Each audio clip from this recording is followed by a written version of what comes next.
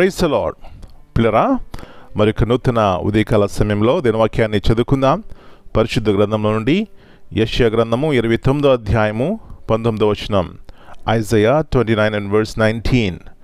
యెహోవాయందు దీనులకు కలుగు సంతోషము అధికమగును. The meek also shall increase their joy in the Lord. యేసు ప్రభువు వారి అతి శ్రేష్టమైన నామంలో పిల్లరా మీ అందరికీ శుభములు తెలియజేస్తున్నాను.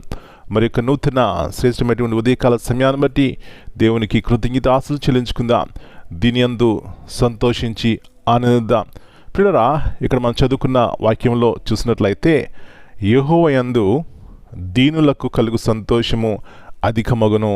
అవునండి, ఎవరైతే దేవుని మాట విని లోబడి విధేయత చూపెడతారో, అంటే తగ్గించుకుంటారో, దీన మనసు కలిగి ఉంటారో వారి జీవితాల్లో సంతోషం ఉంటుంది.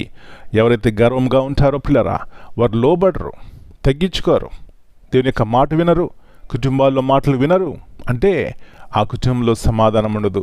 నా ప్రియుడా, నా ప్రియ సహోదరి, తగ్గించుకునే స్వభావం ఉన్నట్లయితే అది అలాంటి దీవెనకరమైనటువంటి జీవితాన్ని కలిగజేస్తుందో వాక్యం సెలవిస్తుంది.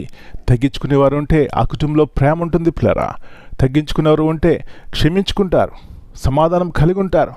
అబ్బా, ఇలాంటి దీవెనకరమైనటువంటి జీవితాన్ని వారు కలిగి ఉంటారు కాబట్టి ఆ కుటుంబంలో నిత్యము సంతోషం ఉంటుంది. అలాంటి కృప ఈ ఉదయకాల సమయంలో దేవుడు మనకి ఇవ్వడానికే ఈ గొప్ప ప్రేమను, ఈ గొప్ప కృపను సిలువలో యేసు ప్రభువు మన కొరకు చూపెట్టారండి. ఆయన విశ్వాసం నుంచి ఆయన వైపు చూసినట్లయితే ఈ గొప్ప సమాధానము, ఈ గొప్ప సంతోషం మనం కలిగి ఉంటాం.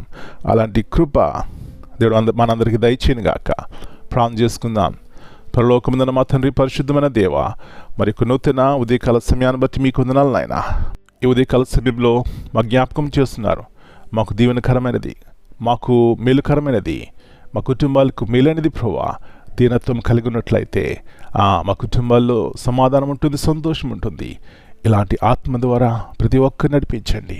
మా కుటుంబాలు మీరు దర్శించి మీ కృపలు భద్రపరచమని, ఈ దినమంతా మీరు ఎక్కడికి భద్రపరిచి ప్రతి కీడు అపాయాన్ని తప్పించమని యేసయ్య అతి పరిశుద్ధమైన ఘనమైన నామమును బట్టి ప్రార్థన చేస్తున్నాను తండ్రి. Amen. God bless you all. My dear brothers and sisters, greetings in the precious name of our Lord and Savior Jesus Christ. Here we read in Isaiah 29:19, the humble will increase their joy in the Lord. This verse reminds us that God delights in the humble and the lowly, while the proud and the self-reliant may trust in their own strength. God promises joy and gladness to those who come before Him in humility. Humility brings joy.